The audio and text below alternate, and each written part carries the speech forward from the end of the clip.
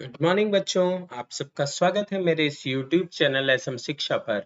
बच्चों, आज इस वीडियो में मैं क्लास 9 साइंस का जो चैप्टर 1 है हमारे आसपास के पदार्थ मैटर इन आवर सराउंडिंग का वीडियो लेक्चर पार्ट 3 लेकर आया हूं। बच्चों, इस पार्ट में हम उस चैप्टर से रिलेटेड कुछ MCQ करेंगे, जिससे हमारा उस चैप्टर का जो कॉन्सेप्ट है वो और बेहतर हो जाएगा।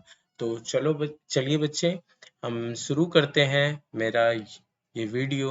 अगर आपने मेरा चैनल सब्सक्राइब नहीं किया है बच्चों, तो प्लीज़ सब्सक्राइब कर दीजिए। अगर ये वीडियो का कंटेंट अच्छा लगता है आपको, तो प्लीज़ लाइक एंड शेयर जरूर कर दीजिएगा। बच्चों, चलिए शुरू करते हैं।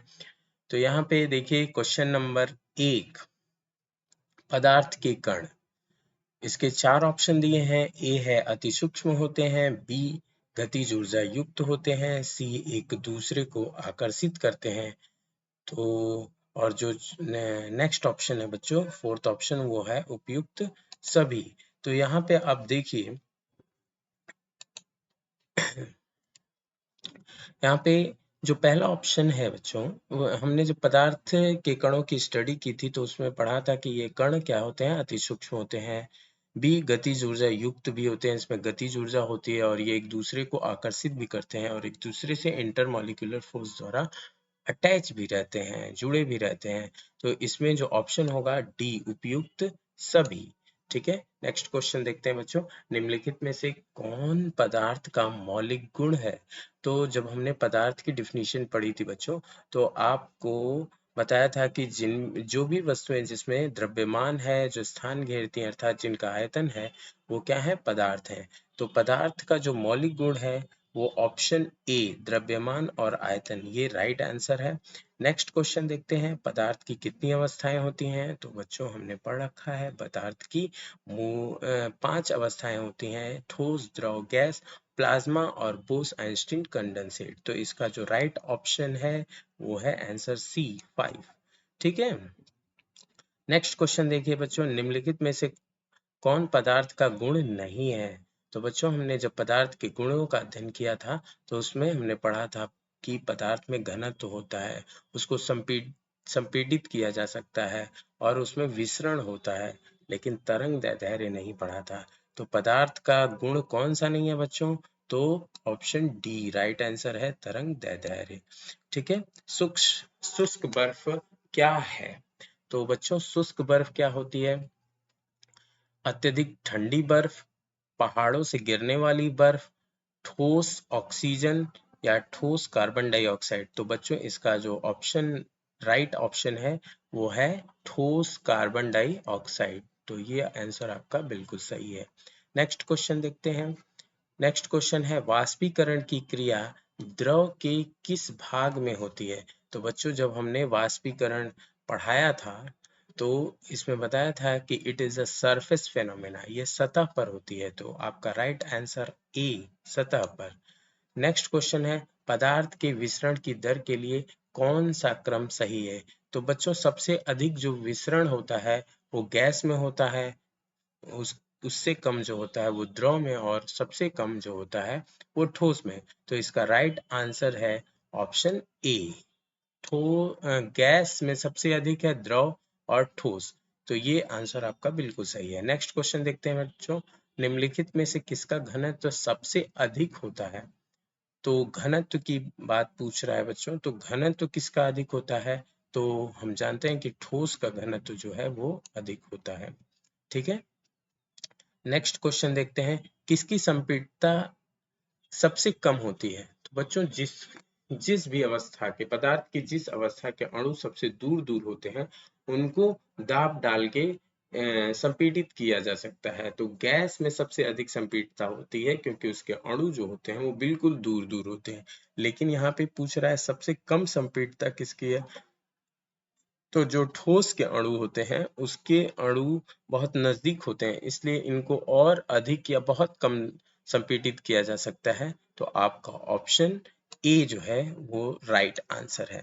निम्नलिखित में से कौन सा पदार्थ की सामान्य अवस्था नहीं है? तो बच्चों, हमने पढ़ा था ठोस, द्रव, गैस जो है वो पदार्थ की सामान्य अवस्था है, लेकिन यहाँ पे जो ऑप्शन डी है, प्लाज्मा, ये पदार्थ की सामान्य अवस्था नहीं है, इसलिए right answer will be option D.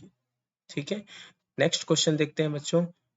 वाष्पन की क्रिया से उत्पन्न होती है, तो वाष्पन की क्रिया से क्या उत्पन्न होती है बच्चों? जब मैंने वाष्पन पढ़ाया था तो बहुत एग्जाम्पल लिए थे, जैसे सुराही और गर्मियों में जो पसीने होते हैं वो सूती कपड़ों द्वारा सोख लिए जाते हैं और फिर शरीर को ठंडक देते हैं। तो यहाँ पे जो ऑप्शन सी है वो राइट आंसर होगा।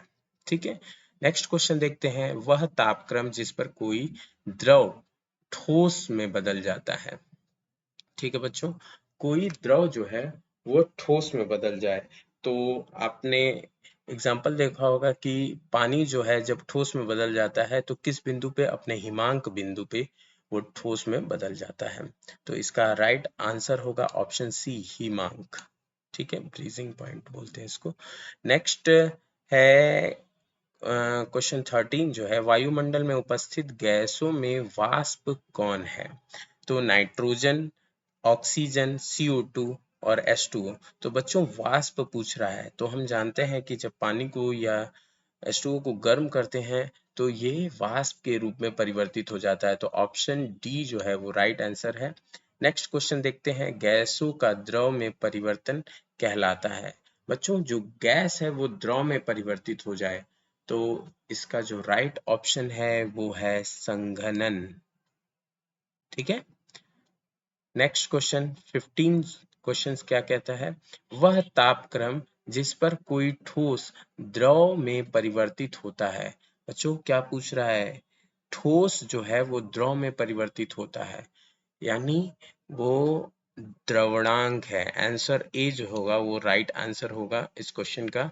नेक्स्ट क्वेश्चन देखते हैं। द्रव की गंध किस प्रक्रिया द्वारा वातावरण में फैलती है? तो बच्चों अभी थोड़ी देर पहले मैंने विसरण के बारे में बताया था कि विसरण वह प्रक्रिया है जिसके द्वारा जो अणु है, पदार्थ के अणु, वो तेजी से साम्यावस्था पाने के लिए बहुत तेजी से फैलते हैं। तो द्रव की गंध किस प्रक्रिया द्वारा वातावरण में फैलती है? तो इसका राइट आंसर होगा विसरण, डिफ्यूजन। ठीक है, ऑप्शन बी इसका राइट आंसर होगा। निम्नलिखित में से कौन पदार्थ नहीं है? तो जिसमें बच्चों हम लोग पदार्थ की डिफिनीशन जानते हैं कि जिसमें भी द्रव्यमान है और जो स्थान घेरते हैं अर्थात जिसका आयतन है, तो जिन भी वस्तुओं में स्थान घेरने और द्रव्यमान के गुण हैं, तो बालू, हवा, बादल, इन सभी में क्या है? द्रव्यमान है और वो इनका आयतन भी होता है, मतलब ये स्थान घेरते हैं। लेकिन सूर्य के प्रकाश में ऐसा नहीं है, तो सूर्य का प्रकाश जो है वो एक पदार्थ नहीं है। तो right answer will be option D, सूर्य का प्रकाश। नेक्स्ट क्वेश्चन देखते हैं।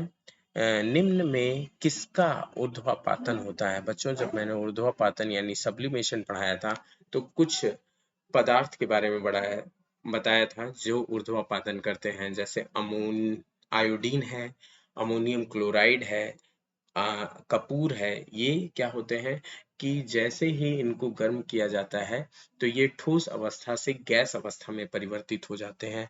इस प्रक्रिया को ऊर्ध्वापातन कहते हैं। तो यहाँ पे जो ऊर्ध्वापातन शो करता है वो कौन है? Option B, iodine. तो ये आपका राइट आंसर होगा। तो बच्चों ऐसे ही कुछ क्वेश्चंस की सीरीज हम आपके पास लाते रहेंगे। अगर ये मेरा वीडियो कंटेंट आपको अच्छा लगा है तो please subscribe this channel and like this video. Thank you very much.